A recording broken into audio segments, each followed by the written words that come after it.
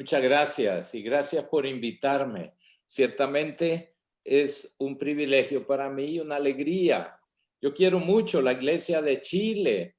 Yo seguí de cerca, todavía como joven salesiano, al cardenal Raúl Silva. Lo conocí más cuando nos visitaba, yo siendo estudiante en Roma, se quedaba en la comunidad donde yo estaba y pudimos seguirlo muy de cerca. Luego en el CELAM, yo estuve 24 años en el CELAM y como presidente tuve el privilegio de hacer un encuentro sobre la corrupción y la integridad en la cual participó el presidente Frei. Luego tuve la dicha de que el cardenal Errázuriz me invitó a dirigir unos ejercicios espirituales al clero de Chile y finalmente con Monseñor Roncaliolo pues trabajamos juntos en la conferencia de Aparecida. De modo que lo llevo muy en el corazón, oro por ustedes. Quiero también felicitar al cardenal Aoz porque este año fue el año pasado fue el único consistorio que hemos tenido virtual, así que le quedamos debiendo el abrazo. Y entramos de una vez en materia. Hemos reflexionado sobre la oración y el silencio, sobre la palabra, sobre la fuerza y la fragilidad, y ahora nos toca el don. Suele traerse a la mente cuando hablamos de este tema el texto de la segunda Timoteo 1:6. Te recomiendo que avives la llama del don de Dios que recibiste cuando te impuse las manos.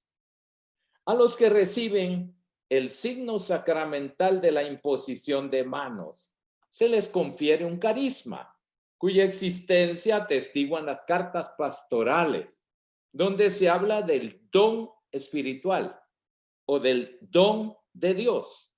Un don que no hay que descuidar, sino que ha de reavivarse continuamente. Este don espiritual que proviene del Espíritu Santo expresa una modalidad nueva de presencia y de acción del mismo Espíritu Santo que repercute en el ser y en el actuar del sacerdote. Este acontecimiento de gracia produce ante todo en el sacerdote una novedad existencial, es decir, la novedad de su ser en Cristo, configurándolo con él como ministro y representante suyo. El concilio nos ha recordado que la espiritualidad específica de cada vocación deriva de la gracia que en ella se han recibido. Quien ha recibido el sacramento del orden está llamado a vivir lo que es y lo que hace. En otras palabras, su consagración y su misión. Estos 3 días pasados hemos reflexionado sobre lo que somos. Ahora nos toca un poco ver lo que hacemos.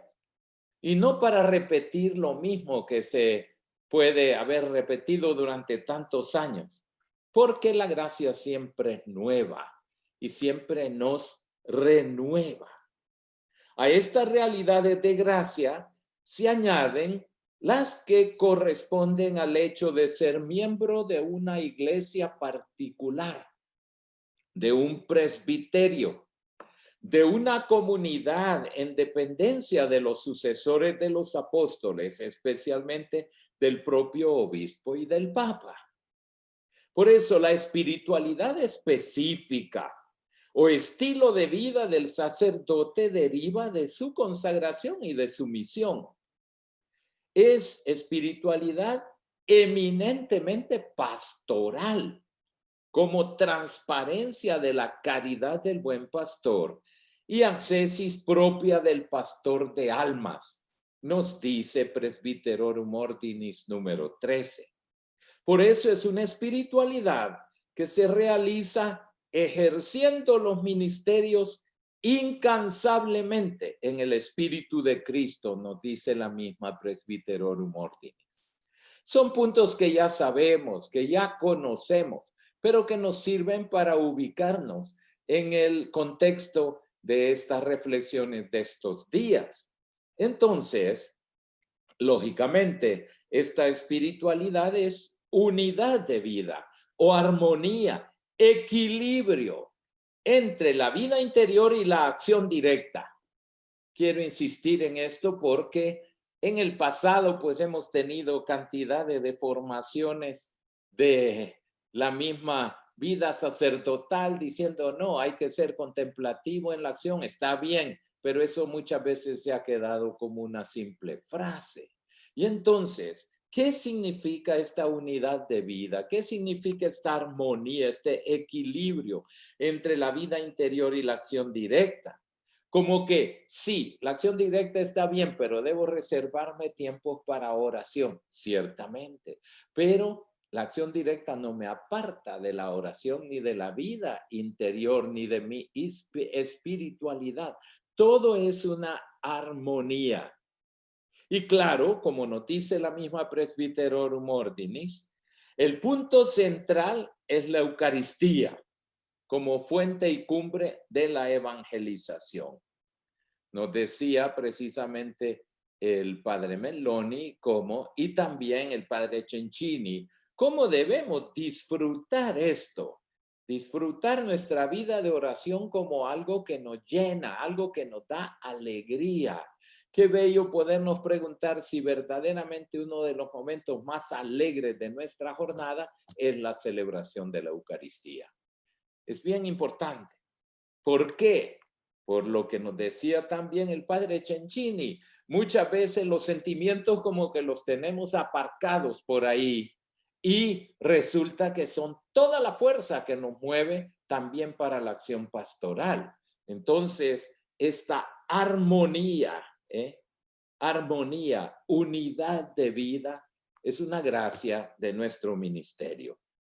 Sabemos que la caridad pastoral es la clave de la espiritualidad sacerdotal. De ella se siguen unas líneas maestras que califican el estilo espiritual y pastoral de cada sacerdote. Y esto, en lo que nos dijo ayer el padre Melloni, tenemos que darnos cuenta que la espiritualidad no es hacer algunas prácticas de piedad, como nos dijo también el padre Cencini. Espiritualidad es vivir lo que somos en profundidad y no superficialmente. Esta vida en profundidad nos llama entonces a que todo esto que hemos dicho hasta ahora se haga vida. La vida según el espíritu que nos dice la carta a los Gálatas, que corresponde al ser y al actuar sacerdotal. Estas son cosas que ya sabemos y que ya conocemos. Pero sabemos que los dones no son para esconderlos. No nos guardamos para sí. Y como ustedes me sugerían, beber de las fuentes de la espiritualidad nos impulsa a salir a comunicar la alegría del encuentro con Dios y de ser con la gracia de Dios un don para todos y todas. Entonces se trata de que esta gracia de el sacramento del orden es un don claro para nosotros, pero sobre todo un don para todas y todos en la iglesia. Y esto lógicamente, si la espiritualidad nos impulsa a salir, esto nos trae resonancias a una llamada que nos hace el Papa Francisco de una iglesia en salida. Me recuerdo cuando recién publicada Evangelii Gaudium, el entonces padre Roncayolo hizo un artículo muy bonito, muy interesante sobre lo que significaba esto, la iglesia en salida. El Papa Francisco nos lo dice claramente en Evangelii Gaudium, una iglesia en salida. Y como nos dice en la palabra de Dios, aparece permanentemente este dinamismo de salida que Dios quiere provocar en los creyentes. Abraham aceptó el llamado de salir hacia una tierra nueva. Moisés escuchó el llamado de Dios. Ve, yo te envío. Hizo salir al pueblo hacia la tierra de la promesa. Jeremías le dijo, a donde quiera que yo vaya, a donde quiera que yo te envíe, irás. Hoy, en este ir de Jesús, están presentes los escenarios, los desafíos siempre nuevos de la misión evangelizadora de la iglesia. Y todos estamos llamados a esta nueva salida misionera. Salir de la propia comodidad, atreverse a llegar a todas las periferias que necesitan la luz del evangelio. La alegría del evangelio que llena la vida de la comunidad de los discípulos es una alegría misionera. La experimentaron los 72 discípulos que regresaron de la misión llenos de gozo.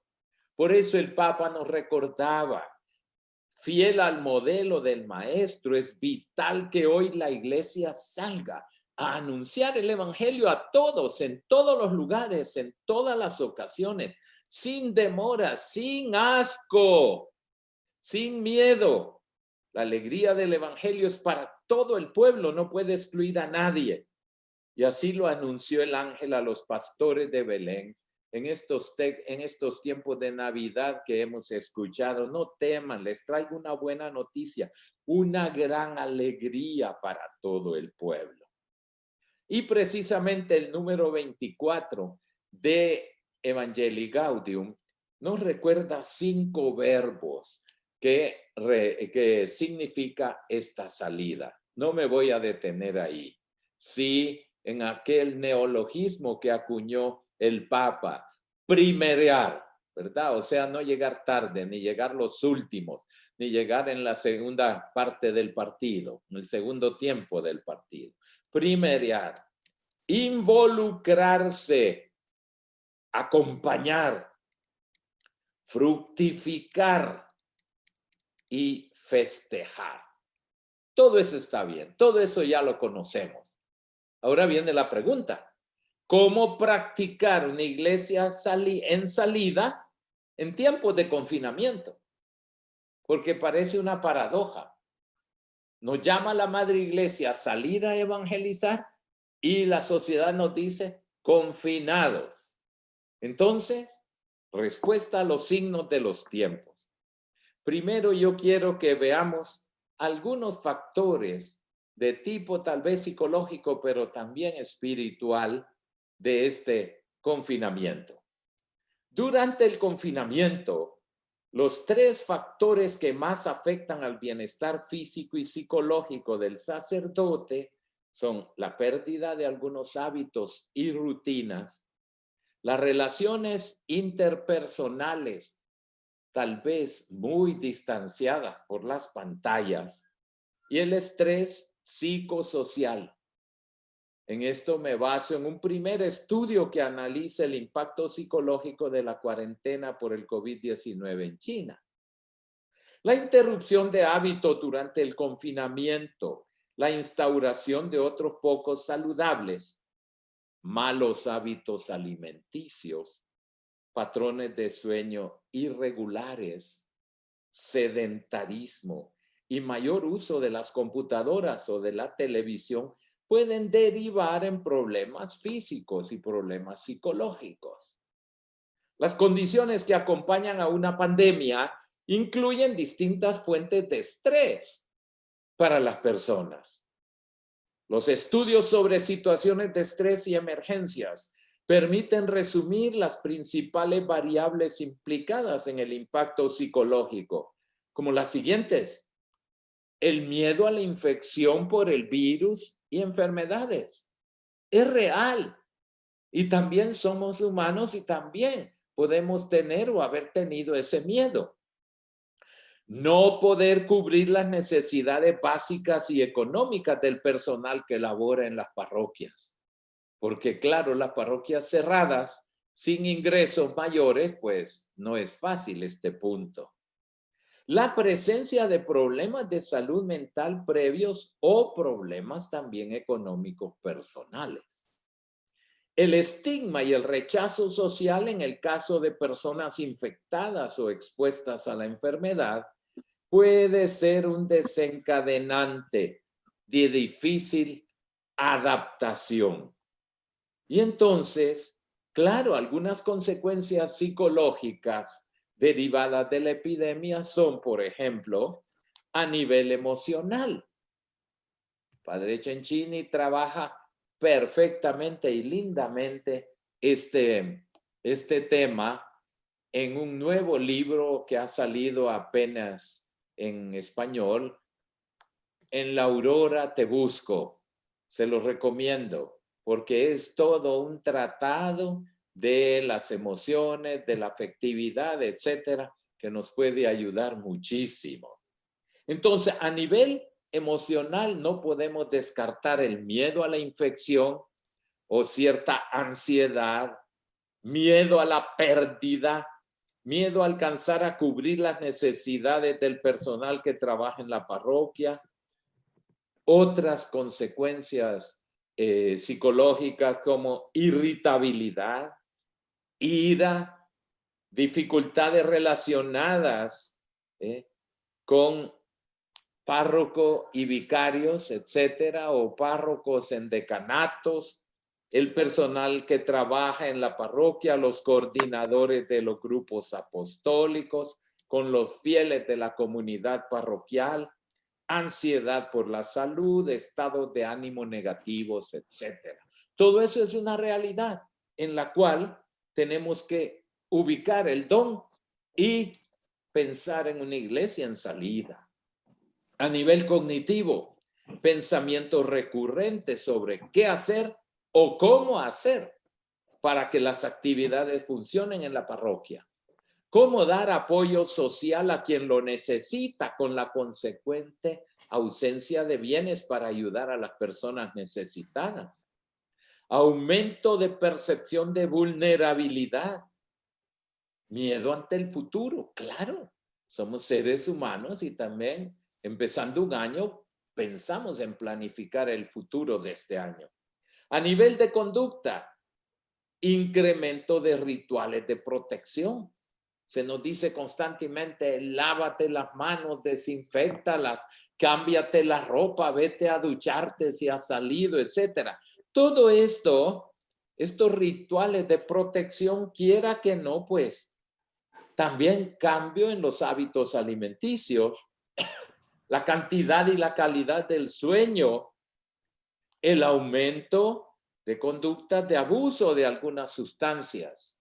No podemos descartar el alcohol, el aumento del sedentarismo, problemas de convivencia o uso de los medios de comunicación social, a veces, ¿por qué no decirlo? Una parálisis ante la situación que vivimos, entre otros.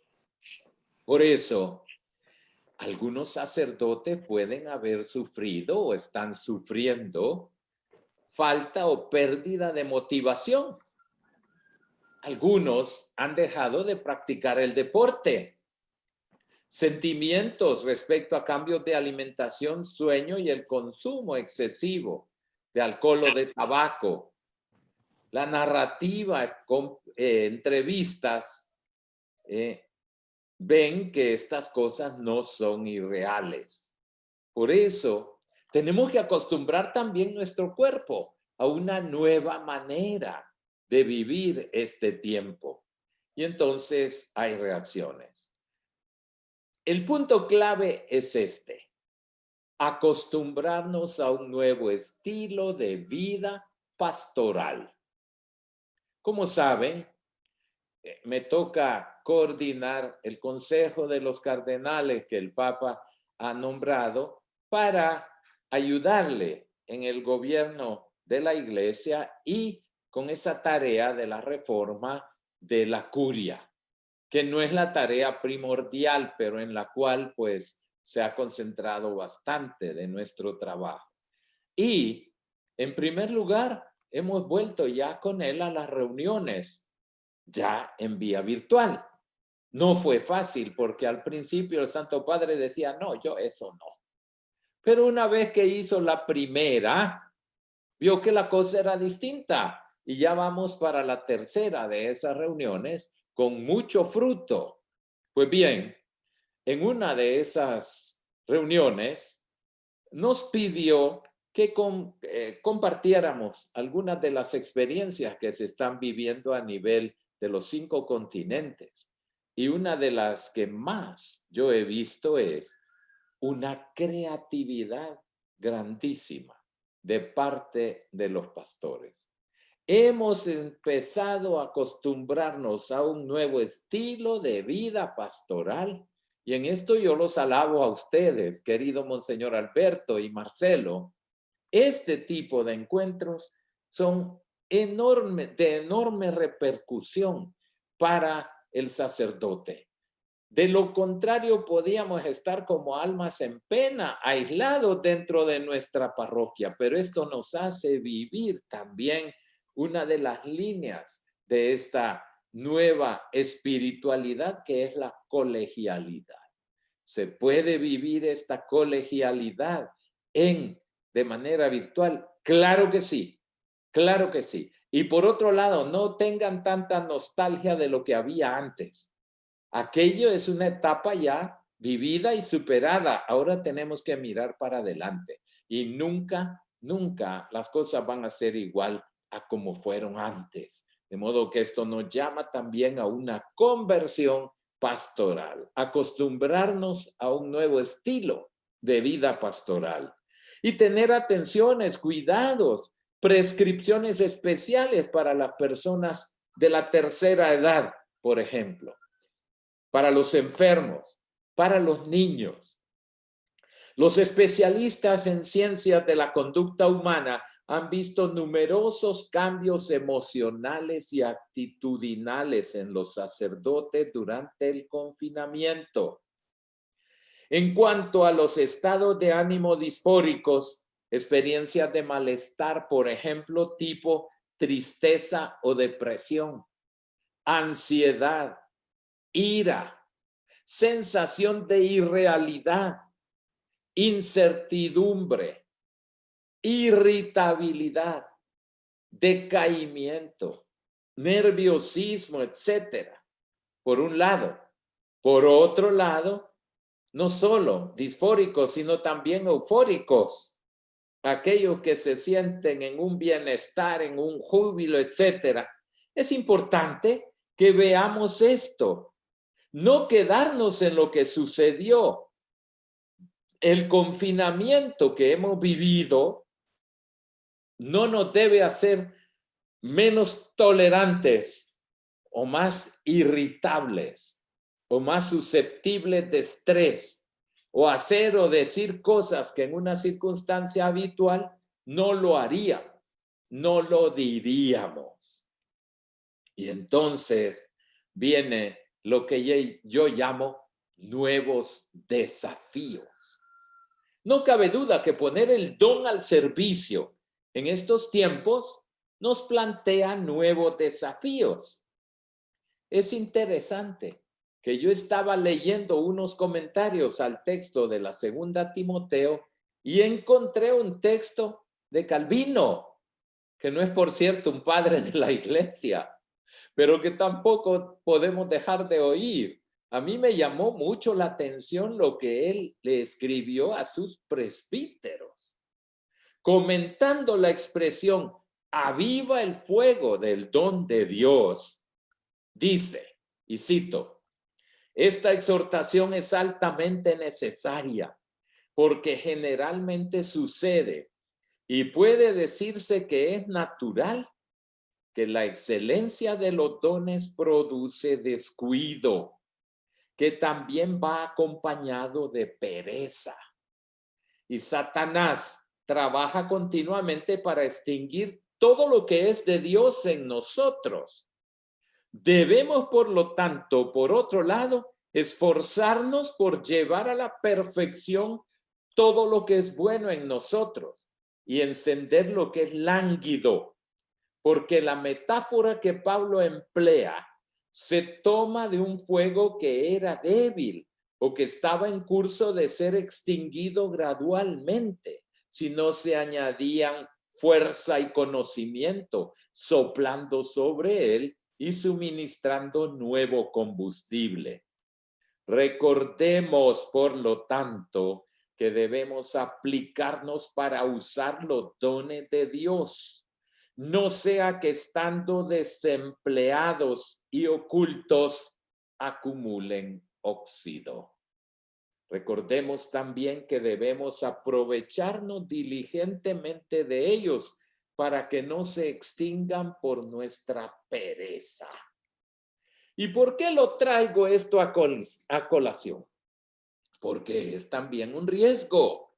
Y yo, por lo menos en mi presbiterio, he tenido que ser un poco como esa vara o como las banderillas que se le ponen al toro en la corrida, porque no cabe duda que algunos estaban muy comoditos ahí encerraditos. No es que yo me cuido, pero la creatividad pastoral estaba ausente y entraba el riesgo de la pereza.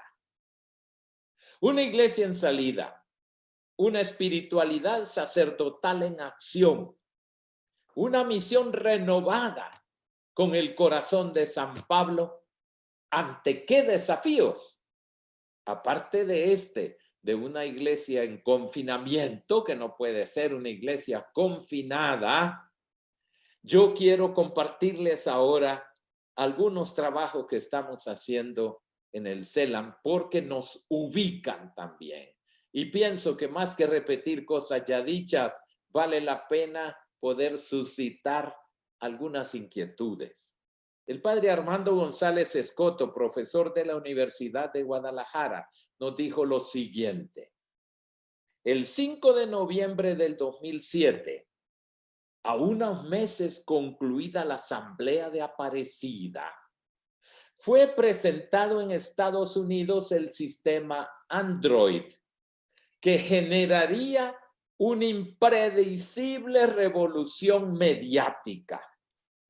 Esta revolución no era solamente tecnológica, se sumaba a la serie de innovaciones mediáticas que a partir del 94 venían modificando sobre todo la conciencia del ser humano en sus estructuras fundamentales. La importancia de la efeméride es que, como sabemos, el sistema Android daba paso básicamente a lo que hoy conocemos como redes sociales. A los 13 años de la presentación de Android y del documento de Aparecida, son muchas las preguntas y cuestionamientos que surgen, algunas incómodas o acaso inadecuadas, como por ejemplo, ¿cuál de los dos eventos ha tenido más resonancia? ¿Cuál de estas dos iniciativas ha logrado transformar más la conciencia social? O bien, si el mundo occidental se debate entre dos modelos sociales, el secular y el cristiano, ¿cuál de los dos ha tenido más presencia o se ha servido más del sistema Android? Cuando se presentaron por un lado el documento de Aparecida y por otro el sistema Android, quienes habían nacido en el año 2000 tenían 7 años. Hoy tienen 20. Estos jóvenes, ¿con cuál de las dos novedades están más familiarizados? ¿Con Aparecida o con Android? Es interesante porque esto es un desafío, esto nos está no desanimando, sino al contrario, estimulando. Y claro que hemos usado las redes sociales, todas las eucaristías, todas las catequesis, todos los trabajos, se han hecho y claro, gracias a Dios no nos encontraron durmiendo, pero falta tanto que hacer. Todas las asignaturas pendientes que quedaron de Aparecida, ¿dónde están? ¿Qué hemos hecho con cosas como, por ejemplo, la misión continental? Es una. una asignatura pendiente y tenemos que pensarlo. Además, yo quería que pensáramos no solo en esto, que es apenas una pequeña provocación, sino en el nuevo modelo social. Y esto también nos desafía mucho. ¿Por qué? Este nuevo modelo social es la percepción hoy tan socializada de que la vida no tiene otro objetivo más que producir y disfrutar. Pero considerando que el mayor consumo y el disfrute se da en una etapa muy concreta de la existencia biológica, entre los 20 y los 40 años. Queda claro que estar antes es no existir y estar después es comenzar a sobrar. El descarte del que nos habla el Papa Francisco. Esto es fuerte, pero creo que debemos tenerlo en consideración porque en todos nuestros países, en mi país, por ejemplo, que hay tantísimo desempleo, sobre todo después de todo el confinamiento de la COVID, de despidos a trabajadores que no tienen dónde encontrar subsistencia. Y luego de 2 huracanes que tuvimos en noviembre, uno tras otro, pues lógicamente el desempleo es enorme. Vaya usted a buscar un trabajo. Lo primero que le dicen, tener menos de 35 años. Y si no, no lo encuentra. Y pasados los 40, ya como que ya uno no existe, como ya es material que sobra de descarte. Por lo tanto, ese nuevo modelo social reduce a 20 años la vida real, lo cual acorta la duración del tiempo hasta reducirlo al momento presente, donde producción y disfrute deben ser intensos, porque son lo definitivo. Es interesante el número 46 del documento de Aparecida, que describe una serie de actitudes contemporáneas que hoy ya le pusieron nombre. Ahora se llama flotabilidad social. Interesante también, porque no estamos con los pies en la tierra, sino estamos flotando en un montón de actitudes. No lo voy a citar por razones de tiempo, porque me estoy alargando, Marcelo, y no quiero dejar de responder a cuestionamientos que a lo mejor van surgiendo. Pero sí les recomiendo, vuelvan a ver ese número 46 de Aparecida, que hoy se ha concretado en eso que decimos. La civilización secular ha establecido explícita o implícitamente el concepto de flotabilidad al que todo ser humano debe aspirar. La flotabilidad establece el desarraigo como un valor. Y esto es bien importante. Y el Papa Francisco vuelve constantemente a decirnos, un pueblo que olvida sus raíces es un pueblo que está destinado a morir. Una iglesia que olvida sus raíces no sabe dónde está. Sin embargo, esta flotabilidad lleva el desarraigo como un valor.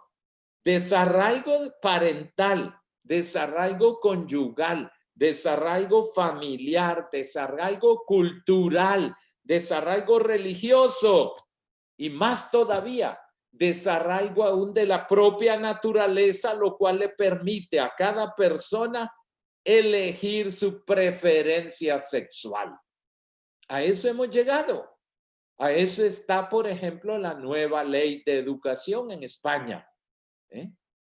Con contradicciones que nos parecen absurdas, no se puede registrar a un niño si es varón o mujer hasta que él decida, cuando pueda, su preferencia sexual. Eso es el desarraigo. Y en ese modelo social es donde estamos llamados a evangelizar en la post-pandemia, de la cual ha dicho el Papa, no podemos simplemente acompañarla, tenemos que gestionarla. Y gestionar quiere decir ejercer un liderazgo y no simplemente montarnos al carro de las mismas ideologías. Por consiguiente, el desarraigo como valor es la meta que se debe alcanzar si queremos ser una sociedad flotante y global. Por lo mismo, todo aquello que dificulte o impida la flotabilidad social es un antivalor que debe ser anulado o por lo menos marginado. Entonces, la civilización secular ve como un logro y una meta no creer más en sentidos unitarios ni en planes de salvación universal. Y a eso se le ha llamado el fin de la historia. El señor Fukuyama, que está ya viejito y sin embargo sigue interviniendo, pero el final de la historia ni llegó ni va a llegar, porque el Señor de la historia es Jesús resucitado. Pero el fin de los mega relatos es un tipo de conciencia que se niega a aceptar por considerarlos creaciones culturales caducas, conflictivas, lo cual va contra el valor de la positividad que promueve el mundo secular. Tal vez por eso los planteamientos budistas están teniendo tanto éxito en las clases medias y altas y entre los profesionales y jóvenes. Más que ofrecer mega relatos, ofrecen caminos prácticos para sobrevivir en este nuevo mundo. Algo similar sucede en las sectas pentecostales, que favorecen más la terapia comunitaria que la liturgia solemne. Esto, pues, ya es un gran desafío para una iglesia en salida en tiempos de post-COVID-19. Ya no me detengo más porque estoy llegando al punto clave del tiempo, ¿verdad, Marcelo? Voy a ser fiel, pero les dejaré en el texto otras reflexiones sobre el mundo de la economía, que está prácticamente estancada completamente, porque el mundo de la economía se ha adueñado del mundo de la política simplemente para favorecer la globalización del mercado. Lo único que se ha globalizado en estos últimos 30 años, desde que en los años 90 aparece la palabra mágica, globalización, lo único que se ha globalizado es el mercado y luego todo el poder de las grandes corporaciones o de los grandes capitales que siguen enriqueciéndose, aunque el resto del mundo se siga empobreciendo. Y entonces, dependencia económica con respecto a las potencias mundiales que han traído compromisos en el campo social y legislativo. Lo único que no ha llegado es el derrame económico sobre el conjunto de la población que se esperaba que iba a suceder una vez se saturara el dique de los grandes poseedores del capital. Y luego, claro, la dimensión sociopolítica. Miren qué interesante. El mundo de la política, ante todo, no quiso leer Fratelli Tutti, pero sí se fueron a querer comentar el cambio, el capítulo cuando el Papa nos habla de la política limpia, de la buena política. Entonces dicen el Papa se mete en política, no sabe nada y por consiguiente eso no tiene nada que decirnos. Al contrario, la encíclica no es sobre la política, pero le pone unos estímulos al campo político que no se pueden ignorar. Precisamente en la vida sociopolítica de América Latina en los últimos años no se puede quitar la violencia, la corrupción, la impunidad y el fortalecimiento de una clase política ajena a la sociedad. Y esto se vive a distinto nivel en todas partes de nuestro continente. No hablamos de la América del Norte, que ha demostrado ahí su fracaso total políticamente. La violencia de la sociedad nace de la frustración de sus expectativas por encima de lo realizable, de la impunidad con que actúan los gobiernos ante sus legítimas demandas de justicia, como escape desesperado a una situación de miseria crónica, económica o moral, o como el modo de alcanzar grandes ganancias en poco tiempo, así se les disfrute por poco tiempo.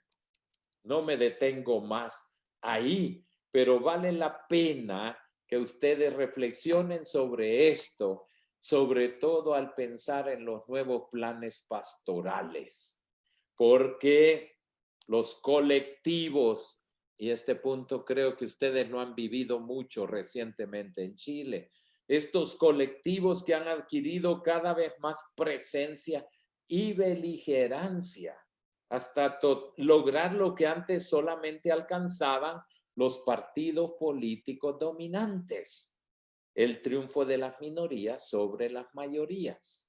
Vale la pena reflexionar sobre esto. Y el Papa nos llama constantemente a una pastoral. Ahora sí, Marcelo, ya voy a terminar.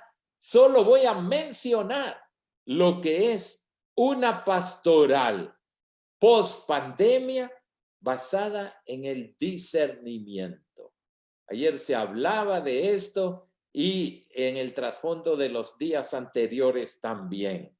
El discernimiento de la voluntad de Dios en la vida y en la historia. Si bien ellos se cumplen en el ámbito del corazón, de la interioridad, su materia prima siempre es el eco del corazón, de la realidad que resuena en el espacio interior. Y es una actitud interior que impulsa a ser abiertos al diálogo, al encuentro, a encontrar a Dios donde Él se haga encontrar y no solo en perímetros predeterminados, bien definidos y cercados. Y luego un capítulo por escribir, que el cual está pendiente en un nuevo sínodo, la llamada sinodalidad. Miren, yo encuentro que entre lo difícil está la conversión a la sinodalidad. Y no reducir el sínodo al sínodo de los obispos, esa es una fase. Pero si consideramos bien el famoso discurso que el Papa hizo a los padres sinodales cuando se cumplieron los 50 años del sínodo de los obispos, encontraremos ahí que es todo un camino de reforma de la Iglesia. El Papa, y termino con esto, el Papa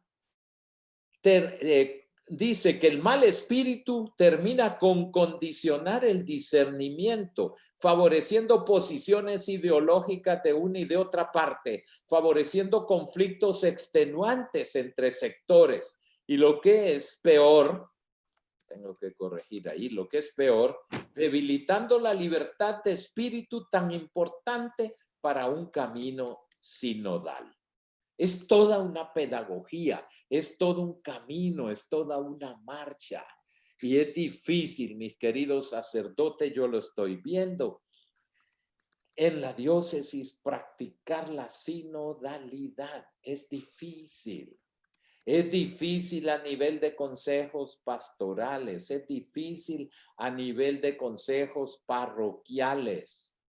Es difícil que el párroco o el obispo tenga que decir aquí mando yo y punto.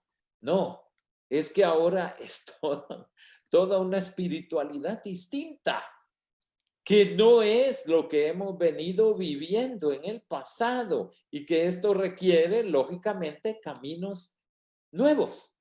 Y no siempre un camino nuevo es fácil. Por consiguiente, la clave está en seguir escuchando lo que el Espíritu quiere decir a la Iglesia.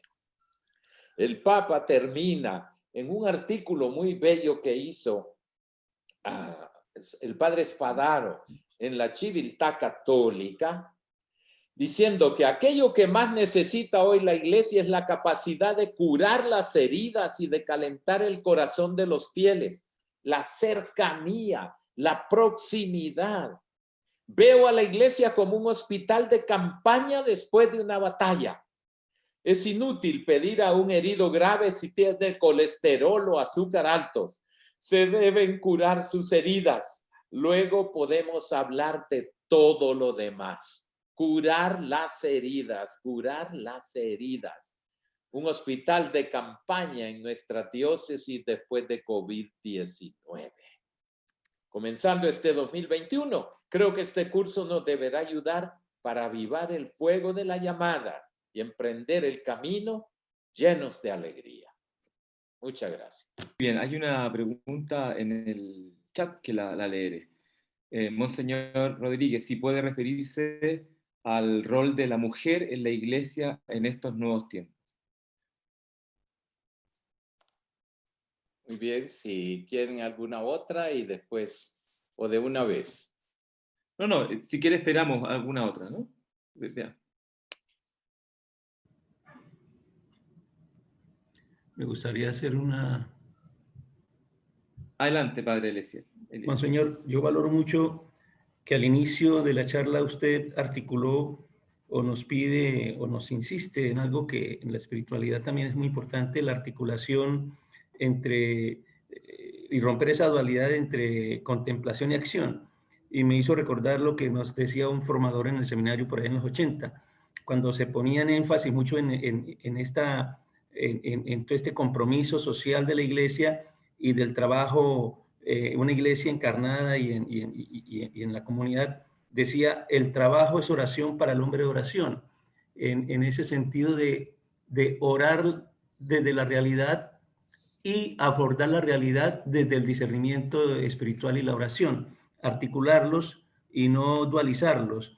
Y lo que usted propone como retos y desafíos de estas nuevas realidades ya se venían vislumbrando en la crisis de la modernidad en los años 80, en cómo vivir una espiritualidad en medio del bullicio de la ciudad. También recuerdo una autora rusa, no sé si era soviética, si era católica o ortodoxa, El desierto en la ciudad, de cómo abordar lo que llamaríamos nosotros todas las dinámicas existenciales desde la meditación y la contemplación de la palabra de Dios. Y hoy nosotros, para el compromiso social de la iglesia, requerimos mucho de esa articulación entre la lectura de la realidad social y la lectura de fe. Articular una lectura de fe de la realidad social que nos lleve a pasar de la contemplación a la acción o que también nos ayude a aterrizar la contemplación desde un análisis lo más objetivo posible de la realidad social, no una lectura ingenua de la realidad, sino una lectura profundizada desde la misma lectura de fe. Considero que esos aportes nos llevarían un poco a abordar estos desafíos que usted propone, Monseñor. Y considero que como clérigos tenemos ese llamado a profundizar en nuestra formación en esa doble línea, ¿no? A articular y a equilibrar todo ese dinamismo de una espiritualidad cristiana, de lo que llamamos la lección continua, pero que esa lección continua la llevemos también a ser una lección de la realidad social, desde la lección continua.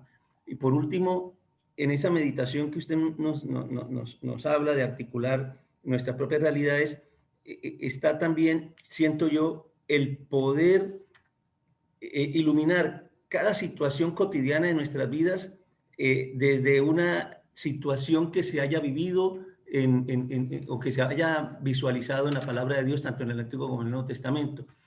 Algo que, no sé, Antón Chevrier, que es uno de los fundadores del Prado, hablaba de la lectura del Evangelio mirando desde las actitudes para llegar al discurso evangelizador o aplicar el Evangelio a nuestras actitudes de vida para poder leer la realidad y preguntarnos cómo actuar ante esta realidad. Y termino, ahí se articularía también lo que diría Alberto Hurtado. ¿Qué haría Jesús ante esta situación si estuviera en mi lugar? No sé, Monseñor, si con esto he logrado captar lo que usted quería decirnos en este discurso, en esta charla. Muy bien. Primero, si puedo ya, Marcelo. Sí. Hay otra pregunta, Mire. pero lo invito a responder estas dos porque la otra cambia de tema. Lo que me encanta es que esto ha suscitado participación y eso es magnífico. Es lo que yo quería, porque ciertamente yo no soy un maestro, soy simplemente un compañero de camino. Y ante estos desafíos tenemos que ir buscando distintas respuestas de acuerdo a los signos de los tiempos.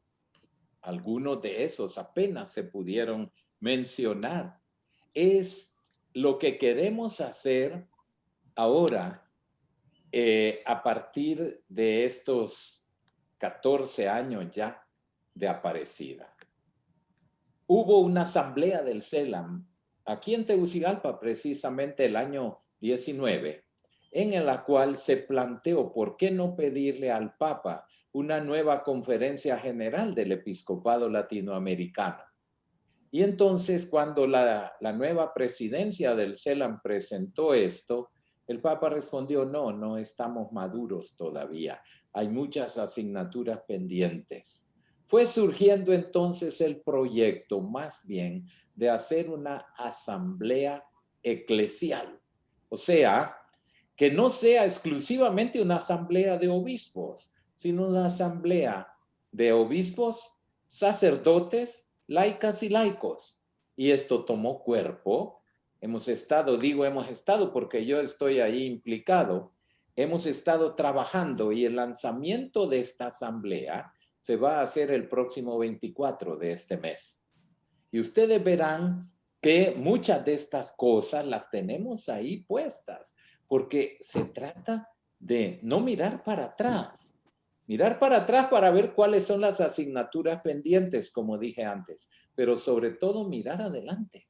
¿Cómo podemos ser en América Latina gestores de la pospandemia y no simplemente acompañadores? Y entonces entro al punto que decía recientemente el padre, esa dicotomía que antes se planteaba, que en gran parte está respondida en lo que nos dijo el padre Cencini y que nos dijo el padre Bartolomé y lo que nos dijo también el padre Javier ayer. Todo es una síntesis de la vida. No podemos pensar que por un lado tenemos la vida de oración y por otro lado tenemos la acción pastoral. Es una síntesis. No puede ser uno u otro. Al contrario, mi vida de oración y ninguno de los dos puedo prescindir. Si solo quiero hacer vida de oración, vete de monje contemplativo y buen provecho. Pero si quiero ser un sacerdote conforme a lo que la Madre Iglesia me pide hoy, un pastor con olor a oveja, no puedo descuidar ni uno ni otro de los extremos.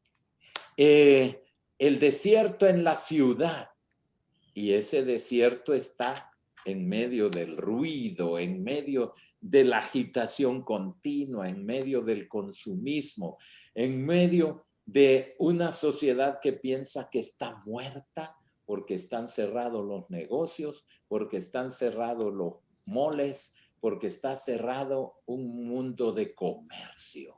No, precisamente en ese desierto nos habla Dios.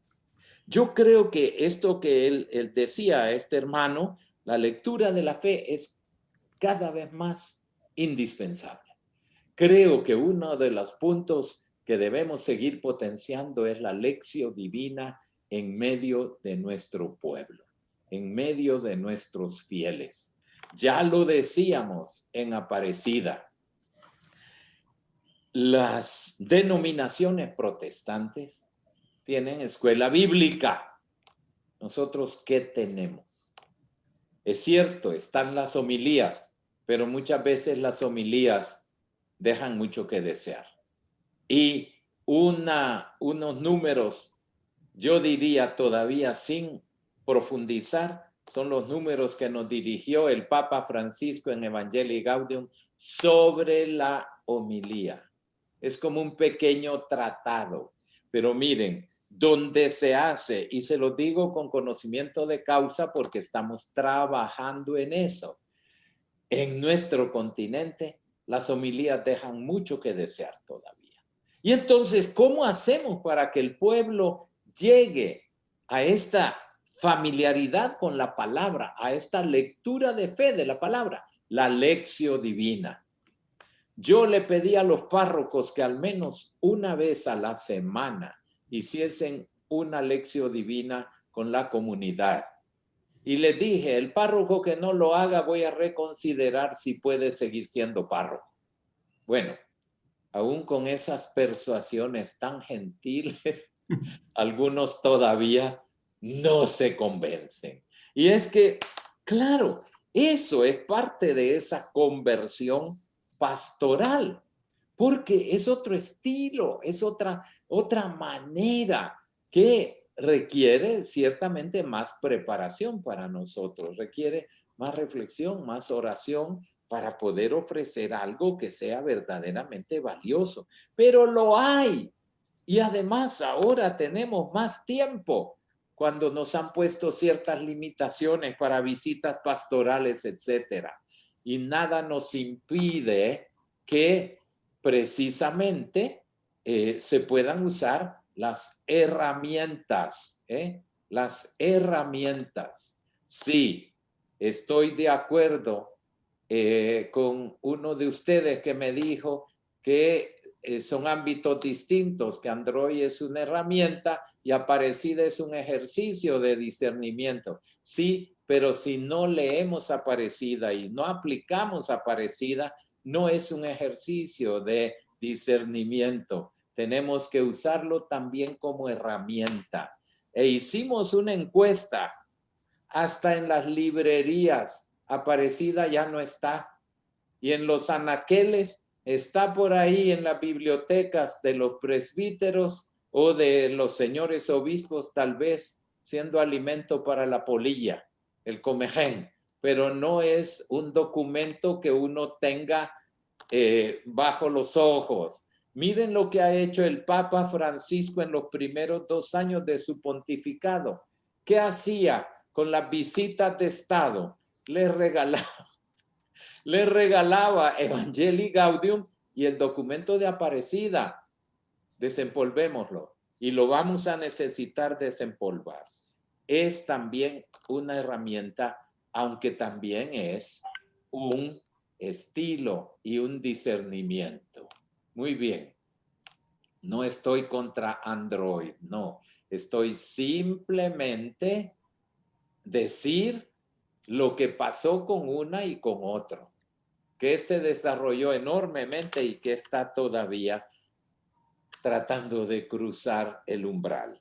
Quiero recomendar para esta pregunta el discurso que acaba de hacer el Papa Francisco a la curia con los augurios de Navidad. Todos estábamos pendientes a ver qué le va a decir el Papa a los de la curia, a ver si les va a jalar las orejas o qué. Hizo una distinción que me parece preciosa: el conflicto y la ideología. Y se lo recomiendo. ¿Por qué? Porque en esta posible dicotomía entre oración y vida activa puede entrar mucho las ideologías. Y fíjense lo que pasó con las ideologías, hasta las que parecían incontenibles. Y no quiero yo referirme directamente a nada, pero miren, ¿qué pasó con el comunismo? ¿Qué pasó? Parecía incontenible. Parecía que todos los pueblos iban a ser así. ¿Qué queda hoy día del comunismo? Una ideología más. Una ideología que quiso ser liberadora y quedó como un fracaso. ¿Quiénes son comunistas hoy día? Corea del Norte, Cuba y nada más. Porque la China y el Vietnam son más capitalistas que muchos de los países capitalistas. Todos los grandes fábricas de esos equipos deportivos de Nike, ¿saben dónde están? En Vietnam.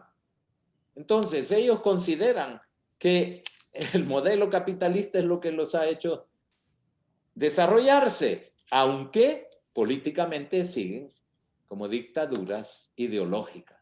Pero es interesante lo que nos dice el Papa sobre las ideologías, que deben ser alumbradas por el Evangelio.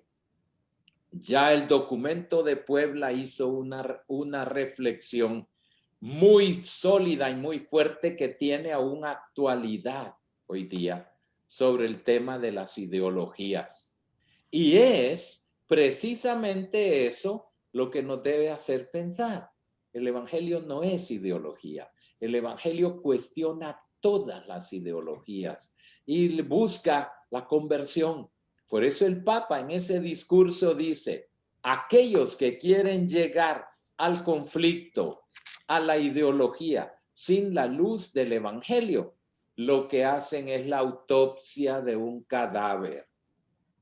Fíjense qué reflexión tan profunda.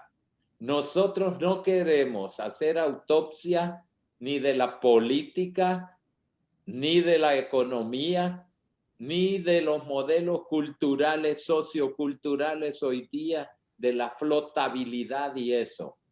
Porque entonces estaremos tratando de hacer autopsias de cadáveres.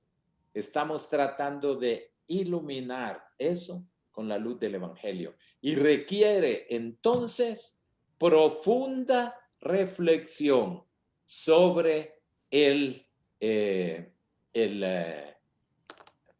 Evangelio.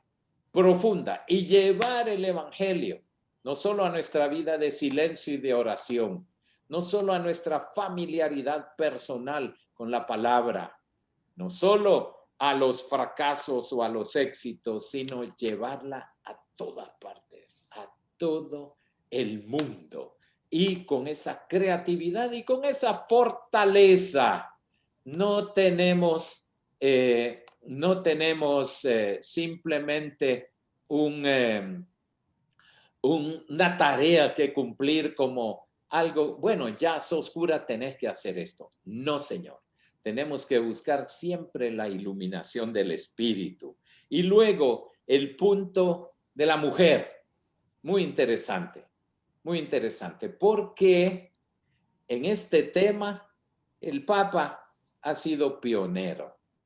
Claro, es difícil buscar que haya un equilibrio entre algunas aglomeraciones, o diría yo más bien algunos, ay Señor, se me ha ido la palabra, estos colectivos que llaman, estos colectivos feministas, que muchos son puramente ideológicos.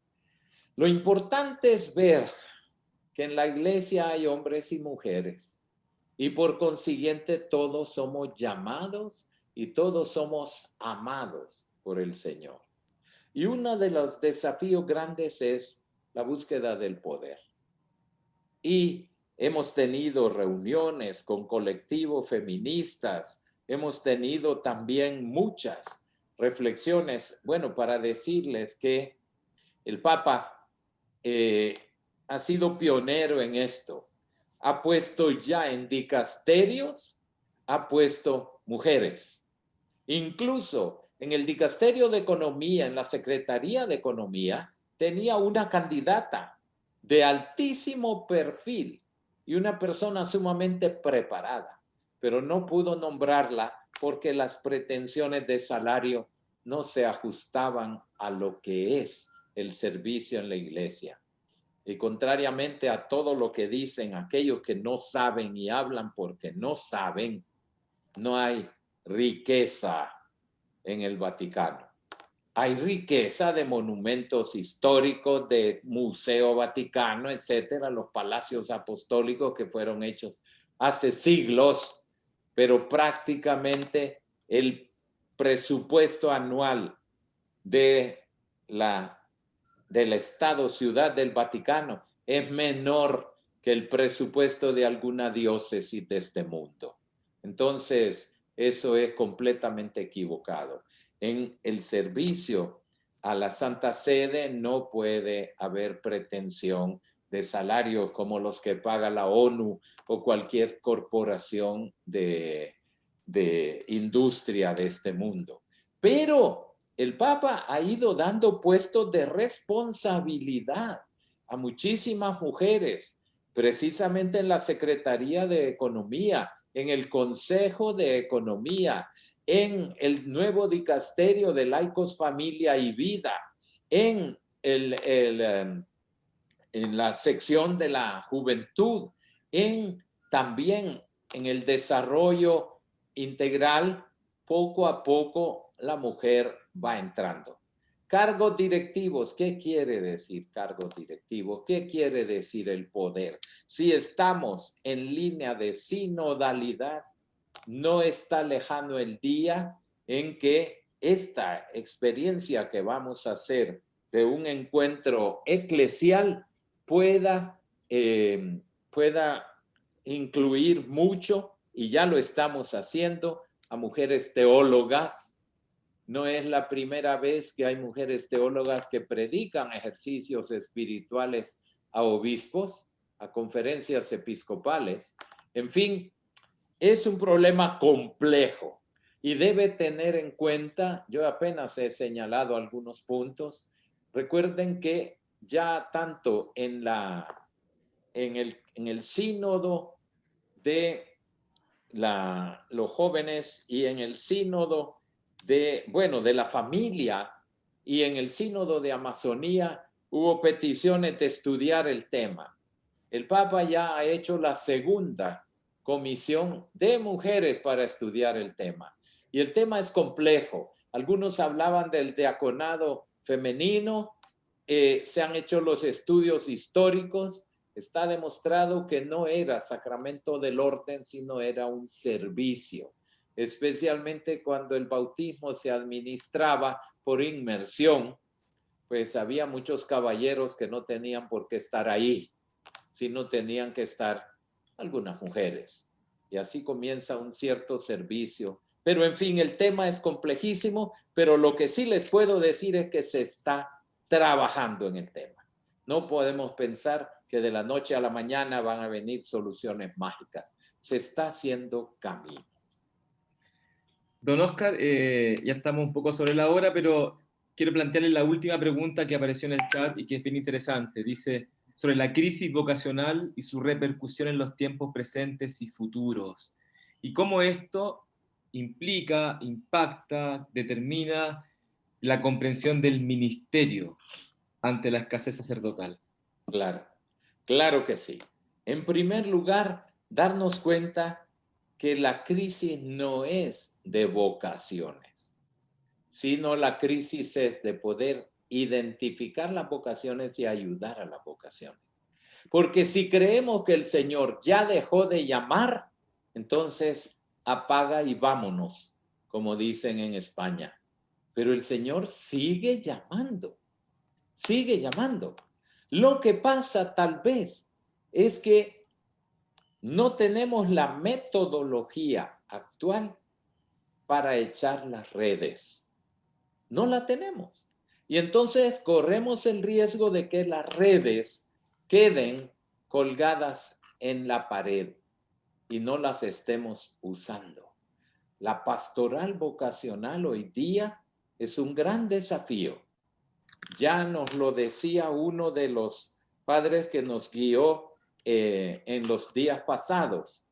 Nos decían, el padre Cencini, hay unas ratio instituciones fundamentales perfectamente hechas, que han llevado como 10 años para poderlas hacer y ahora las están adaptando a cada conferencia episcopal.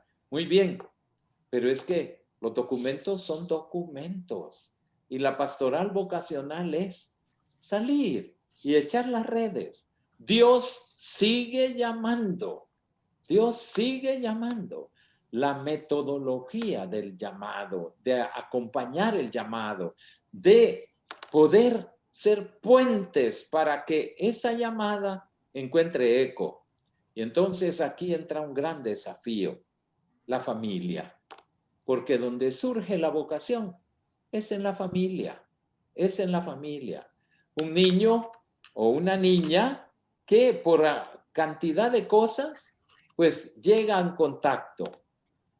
contacto con la palabra. Ahí empieza una pastoral vocacional. Sí tenemos una pastoral vocacional familiar, de familiaridad con la Biblia, la palabra empieza a actuar. ¿Qué nos dijo el padre Bartolomé? Nos dijo que él cuando bendice una boda, le regala una Biblia y la pareja le contesta, ¿dónde la pongo? Como que si es un adorno. La palabra es para hacer resonar. Conozco alguna familia hoy día que los niños son los que le han pedido a papá y mamá, yo quiero leer las lecturas de hoy.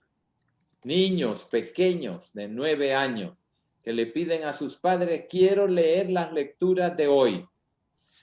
Es todo un camino que hacer, pero es una conversión también de la pastoral vocacional. No esperemos que ellos solitos o porque los jóvenes que están en pastoral vocacional o los seminaristas van a dar una charla o en la pastoral juvenil. La pastoral vocacional debe transformarse. Dios sigue llamando. El problema es los puentes para que esa llamada cristalice. Si estamos convencidos de que Dios nos sigue llamando, apaga y vámonos, cerremos la cosa, porque no tenemos futuro. Pero Dios sigue llamando.